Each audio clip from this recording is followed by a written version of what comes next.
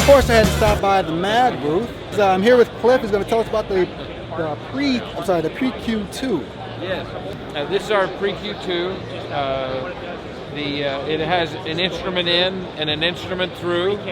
The mic also goes through. It's a buffered driver, so it'll drive an unbalanced cable out to the studio to amplify your mic. You know, to send out to the amplifier on a guitar or a bass to amplify it. Then it also works to come back and re-amplify everything through the box as well. Once you get it down on the track, you can bring it back in the original signal on a guitar or bass, bring it back in and re-amplify it again.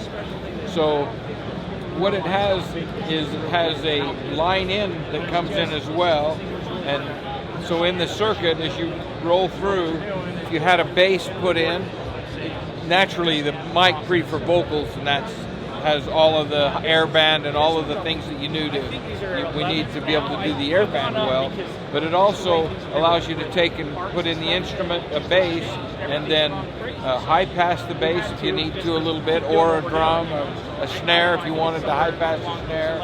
And so now it's a variable high pass, so it's not set at one frequency. And it goes from 20 cycles to, I think, 165 or 200 cycles. So now you can high pass wherever you want to put that knee.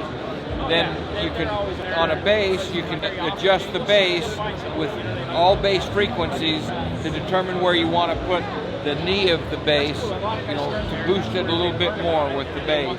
And then naturally the airband on top if you want to use the airband. Yeah. Everybody's familiar with it. So that's pretty much it. It's built so you can take the vocal, run the vocal into your stomp box right on top of your desk, and you record the vocal normally to the track.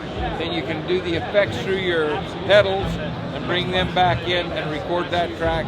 So you've got more options to do with the pedals and re-amplifying it. Awesome. So that's pretty much it, I think.